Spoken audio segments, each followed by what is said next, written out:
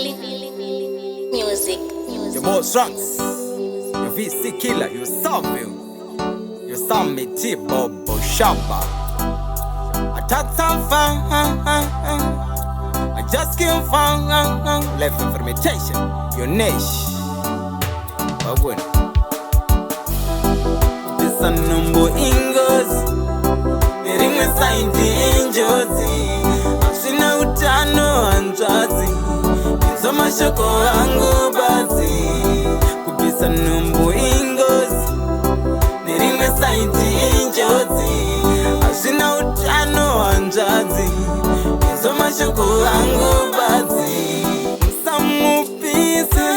Anoda kuyapanyika rara meose vamwe. Msamu rase. Muchengete umubereke ukase vamwe.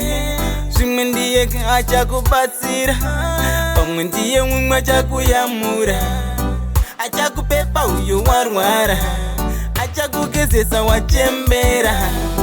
Kupisa numbo ingozi, nerimwe saiti injozi, zvina utano hanzvadzi, izvo mashoko angu bazi. Kupisa numbo ingozi, nerimwe saiti injozi, hazvina utano hanzvadzi, izvo mashoko angu bazi. Amwana chipo chobva kuna Mwari, usamubvisa nekuda kwaidzoka shamwari. Ita zvimwe zvinhu mumwe wangu chitya Mwari, mwana hatambise hatsembekane mari.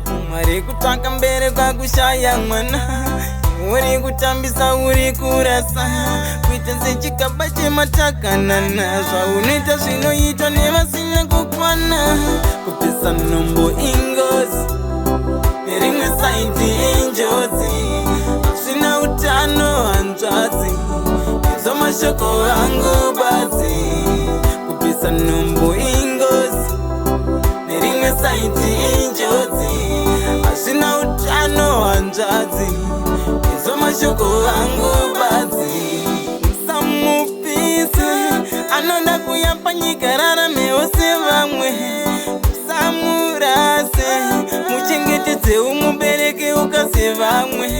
Zvimwe ndiye achakubatsira, pamwe ndiye mumwe achakuyamura, achakupepa uyo warwara, achakugezesa wachembera.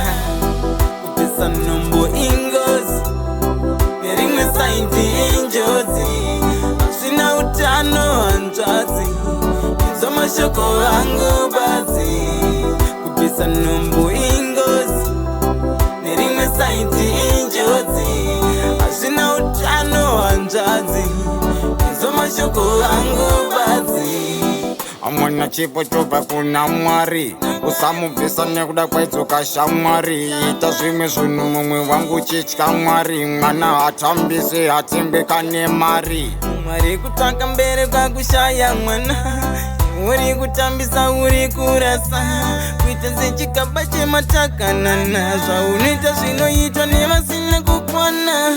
Kupisa numbo ingozi, nerimwe saiti injozi, hazvina utano hanzvadzi, izvo mashoko angu bazi. Kupisa numbo ingozi, nerimwe saiti injozi, hazvina utano hanzvadzi, izvo mashoko angu bazi.